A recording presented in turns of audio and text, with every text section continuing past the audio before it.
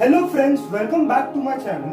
In the earlier video, we learned about the chapter number 1, that is historiography, development in the West. In this video, we are going to learn about the chapter 2, that is historiography in Indian traditions.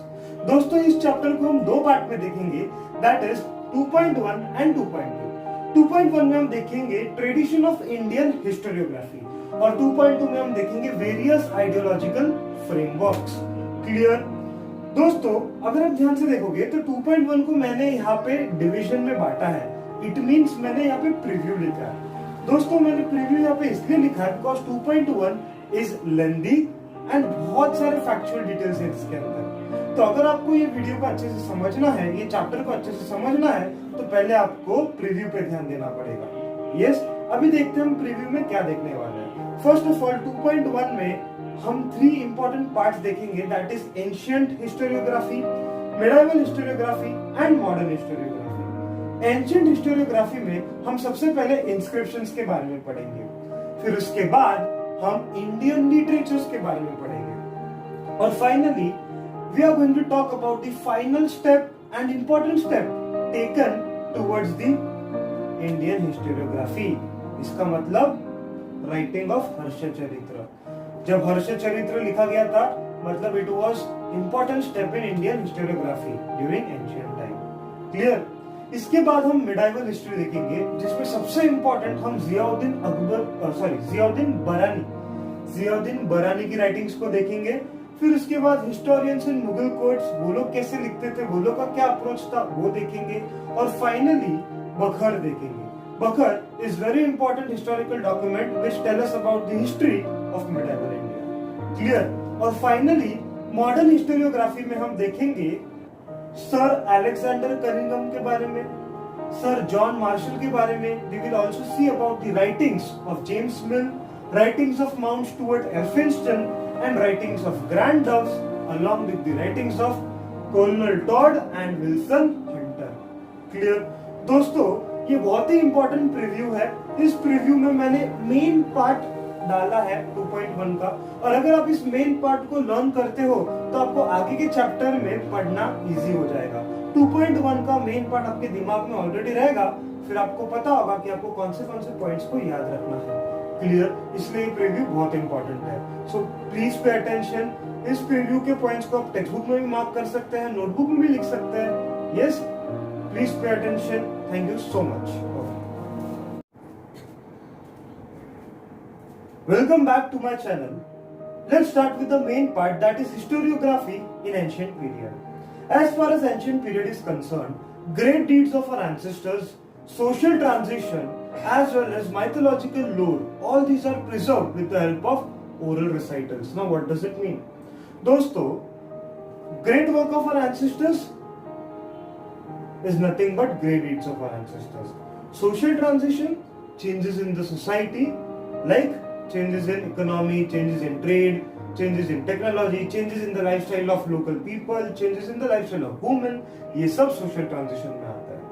As well as mythological lore, यानी रामायण महाभारत, ये सब चीजों को हम orally recite करके preserve करके रखते आए हैं.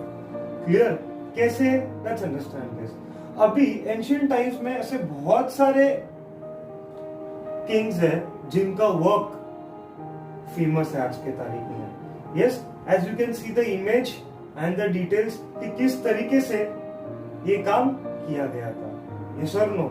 इतना ही नहीं, social transitions like changes in the life of women, changes in agriculture, ये सब भी हम ओरली प्रिजर्व करके रखते हैं. हम बोलते हैं कि पहले के जमाने में ऐसा होता था, पहले के जमाने में ऐसा होता था, पहले के जमाने में इस तरीके से एग्रीकल्चर होता था, पहले के जमाने में इस तरीके से वुमेन काम करते थे. ये सारी चीजें. इतना ही नहीं, रामायण और महाभारत भी हम generation to generation pass on करते आए हैं. Clear. But what about the written part friends? So to understand the written part in our ancient India, let's start with the main part, that is inscriptions. What is inscriptions? Friends, inscriptions मैंने आपको पहले के video में बताया था, those are the messages, those are the instructions. Yes. अभी यहाँ पर हम और डिटेल में जानेंगे कि exactly inscriptions क्या था. See, inscriptions are said to be the earliest form of written document. Let's understand why. दोस्तों, हरप्पन साइट जब एक्सकवेट हो रहा था ना, तब हमारे historians as well as archaeologist को कुछ प्री हिस्टोरिक मटेरियल्स मिले थे, जैसे कि आप इमेज देख सकते हो, seals, yes, copper plates, pots, statues, ये सब मिले थे। और इनकी मदद से इन्होंने पता लगाया कि ये हरप्पन सिविलाइजेशन कभी का है। तो उनको पता चला this Harappan civilization is around 3rd millennium time. Clear? उस समय का ये हरप्पन सिविलाइजेशन का एक्टिविटी है। अभी आगे स्टडी करके उनको पता चला कि इन सभी पॉट्स पे, सील्स पे किसी ना किसी तरह का सिंबल है, किसी ना किसी तरह का राइटिंग्स है। तो उनको जानने की कोशिश करने लग गए, बट अनफॉर्चुनेटली वो डिसिफर नहीं कर पाए, वो जान नहीं पाए कि वो क्या लिखा था। लेकिन हमें इससे जरूर पता चलता है कि our ancestors knew the art of writing. Clear? Yes और नो? फर्दर स्टडीज करते करते archaeologist and historians realise that in India there are lot of places which have numerous amount of inscriptions. Clear? For example, 3rd century BC में, that is Emperor Ashoka के time में, बहुत सारे inscriptions को तैयार किया गया था with the help of pillars, with the help of stones. Yes? क्यों? देखो, Ashoka was a great emperor, और अगर वो emperor है तो मतलब उनका empire बहुत बड़ा होगा। एम्पायर बहुत बड़ा है तो इंस्ट्रक्शंस पहुंचाना है। इंस्ट्रक्शंस पहुंचाने के लिए वो जगह जगह पे पिलर्स, वॉल्स इरेक्ट करते थे एंड वहां पे अपना मैसेजेस लिख देते थे। उन्हीं मैसेजेस को हम एडिक्ट्स भी बोलते हैं। क्लियर? क्या बोलते हैं? एडिक्ट्स। Okay, understood?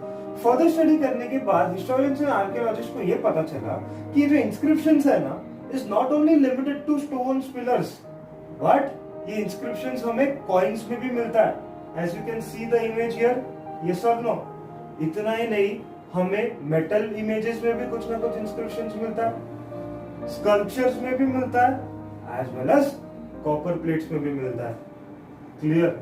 अभी दोस्तों, इन इंस्क्रिप्शंस का यूज क्या है, फायदा क्या है हमें इंस्क्रिप्शन से बहुत सारी इंफॉर्मेशन मिलते हैं, जैसे कि dates of the kings. Yes, इतना ही नहीं, डायनेस्टिक जीनियोलॉजीज के बारे में मालूम पड़ता है, टेरिटोरियल एक्सटेंट के भी बारे में मालूम पड़ता है, एडमिनिस्ट्रेशन के बारे में भी मालूम पड़ता है, political events as well as climate, और बहुत सारी चीजों के बारे में मालूम पड़ता है। एक एक करके मैंने यहाँ पे एक इमेज डाला है, जैसे कि आपको इस इमेज से किंग के डेट के बारे में पता चल रहा है। क्लियर? उसके अगले इमेज से आपको डायनेस्टिक जीनियोलॉजीज के बारे में मालूम पड़ रहा है। और इस इमेज में आप देख सकते हो कि कैसे एम्परर अशोका ने इतने सारे एरियाज में एडिक्ट्स को इरेक्ट करके रखा है। यस और नो? मतलब यू कैन अंडरस्टैंड कि इतने एरिया में अगर वो एडिक्ट्स रख पा रहे, मतलब ये सब एरिया उनका है, which is nothing but is territorial extent. Clear? इसके साथ साथ एडमिनिस्ट्रेशन के बारे में भी पता चल रहा है। See the image carefully. Yes, image ही काफी है, आपको पता ही चल जाएगा कि एडमिनिस्ट्रेशन कितना बढ़िया था इनके टाइम पे। इतना ही नहीं, पॉलिटिकल इवेंट्स के बारे में भी पता चलता है, एज वेल एज क्लाइमेट के बारे में भी पता चलता है। क्लियर? ओके स्टूडेंट्स, पहले की वीडियो में हमने इंस्क्रिप्शंस के बारे में पढ़ा। जैसे कि हमने प्रीव्यू में देखा था कि एंशिएंट हिस्टोरियोग्राफी में we will learn inscriptions, then we will learn ancient Indian literatures, and after that we will learn Harshacharita, और फिर मिडाइवल एंड मॉडर्न भी। तो अभी ये सब है क्या दोस्तों? इन सभी को हम क्या बोलते हैं? Sources, sources of history. यहाँ पे मैंने लिखा है, जो हम आगे मिडाइवल में भी पढ़ेंगे, जो हम मॉडर्न में भी पढ़ेंगे, वो सब क्या है हमारे लिए? Sources of history. क्लियर? समझ में आया? So let's begin. यहाँ पे we will see about ancient Indian literatures. सबसे पहले we need to remember that जब भी एंशिएंट इंडियन लिटरेचर की बात आती है तो ये दो एपिक्स हमेशा याद किए जाते हैं, that is one is Ramayan. Yes, Ramayan is a very famous epic in ancient India. उसके बाद हम महाभारत को भी याद करते हैं। Yes, Mahabharat is very famous. जैसे रामायण फेमस है वैसे महाभारत भी फेमस है, और बहुत सारे सीरियल्स भी इस पे बनाए गए, सीरीज भी बनाए गए। यस और नो? ओके, आफ्टर दैट और भी ऐसे लिटरेचर है जो हमारे एंशियंट इंडिया के बारे में इंफॉर्मेशन देते हैं, जैसे कि पुराण, शिव पुराण, यस, विष्णु पुराण एक्सेट्रा। इतना ही नहीं, जैन एंड बुद्धिस्ट टेक्स्ट ये भी हमें हिस्टोरिकल इंफॉर्मेशन देते हैं। क्लियर, समझ में आया? और तो और हमारे भारत में एंशियंट टाइम्स में ऐसे ऐसे ऑथर्स हैं जिन्होंने बहुत ही बेहतरीन किताबें लिखी है और जो हमें वो टाइम का बेस्ट एक्सपीरियंस के बारे में बताता है, वो टाइम के बेस्ट चीजों के बारे में बताते हैं। Yes, for example Chanakya, yes, इनका असली नाम कौटिल्य है, कौटिल्य भी बोलते हैं इनको, चाणक्य भी बोलते हैं। यस, इन्होंने एक बुक लिखा था जिसका नाम अर्थशास्त्र है। क्या है? अर्थशास्त्र। क्लियर? अर्थशास्त्र के अंदर भारत में उस समय की राजनीति के बारे में बताया, पॉलिटिक्स, उस समय के सोसाइटी के बारे में बताया, उस समय के किंग्स बिहेवियर के बारे में बताया और बहुत सारी चीजें बताई। इतना ही नहीं, एक एग्जांपल मैंने यहाँ पे लिया है, दैट इज भरत मुनि। भरत मुनि ने भी बहुत ही बेहतरीन बुक लिखा है जिसको हम बोलते हैं नाट्य शास्त्र। नाट्य शास्त्र में ड्रामा है, थिएटर है, यस, और ऐसी चीजें हैं जो हमें बहुत ज्यादा नॉलेज देती है। सो यू कैन अंडरस्टैंड कि हमारे एंसेस्टर्स बहुत ही ज्यादा नॉलेजेबल थे और उन्होंने बहुत ही बेहतरीन काम किया। क्लियर? इतना ही नहीं, जो ट्रैवलर्स थे ना, जो एंशियंट टाइम में इंडिया को ट्रैवल किए थे, उन्होंने अपने डायरी, जिसको हम ट्रैवल लॉग बोलते हैं, उसमें भी इंडिया के बारे में ब्यूटीफुली एक्सप्लेन किया है, इंडिया के सोसाइटी के बारे में, इंडिया के कल्चर के बारे में एक्सेट्रा। क्लियर? मैंने एक एग्जांपल लिया आपके, let's see, Marco Polo, Italian traveller, इनके ट्रैवल लॉग से भी हमें बहुत डिटेल इंफॉर्मेशन मिलता है। इतना ही नहीं, हमें इब्न बटूटा के राइटिंग से भी बहुत सारा इंफॉर्मेशन मिलता है। Ibn Battuta, he was the Moroccan traveller और उसने इस्लामिक वर्ल्ड के बारे में बहुत अच्छे से लिखा है और इस्लामिक स्ट्रक्चर के बारे में भी, फिर मिडिवल हिस्ट्री ऑफ इंडिया के बारे में भी लिखा है, जब मुगल सल्तनत राज करते थे वो टाइम पे। यस, तो इन सब चीजों के बारे में लिखा है, तो हमें इन सब चीजों के बारे में पता चलता है। Yes, clear?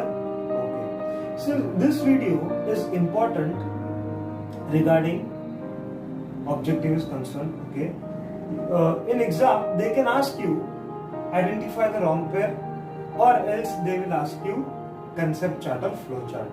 So you need to remember. Clear? Okay, thank you so much. Hello students, in the previous video we learned about the inscriptions. After that we learned about the ancient Indian literature. Now it's time to learn Harshacharita.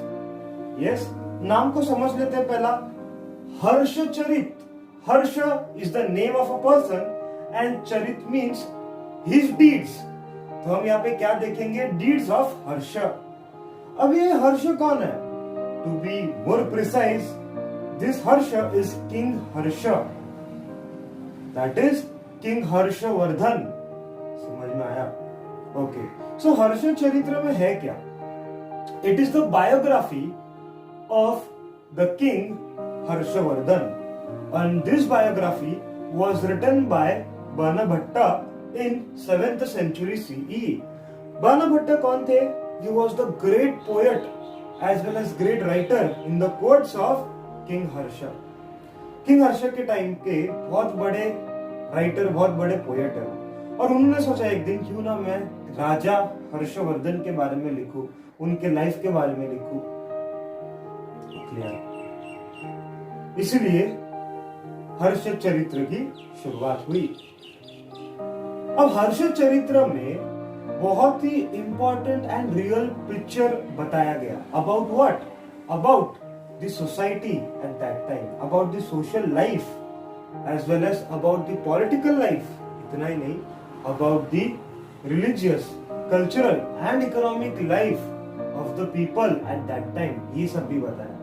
अब इतना सब information अगर इस book में बताया है तो आप ही सोचो ये कितना इंपॉर्टेंट होगा, और इसीलिए इस बुक को एक इंपॉर्टेंट स्टेप कंसीडर किया गया है टुवर्ड्स इंडियन हिस्टोरियोग्राफी। क्लियर? एक इंटरेस्टिंग फैक्ट बता देता हूं regarding king Harshvardhan. He was a very generous man. How I know? Yes. How did I know that? Very simple. उनके टाइम पे एक चाइनीज ट्रैवलर आया था। वो चाइनीज ट्रैवलर एक्चुअली एक बहुत बड़ा scholar as well as monk था, ठीक है, चाइनीज मॉन्क। जब किंग हर्षवर्धन को पता चला कि he is Chinese monk, he scholar, is great writer, तो उन्होंने बहुत इज्जत की उनके अच्छे से मेहमान नवाजी की। और यही बात चाइनीज ट्रैवलर जिनका नाम जुआंगजैंग है, यस, उन्होंने अपने बुक में किंग हर्षवर्धन के बारे में अच्छी बातें लिखी। क्लियर, समझ में आया? Yes, okay. So this is the very important part. Make sure that you are learning this part thoroughly. Yes, thank you so much.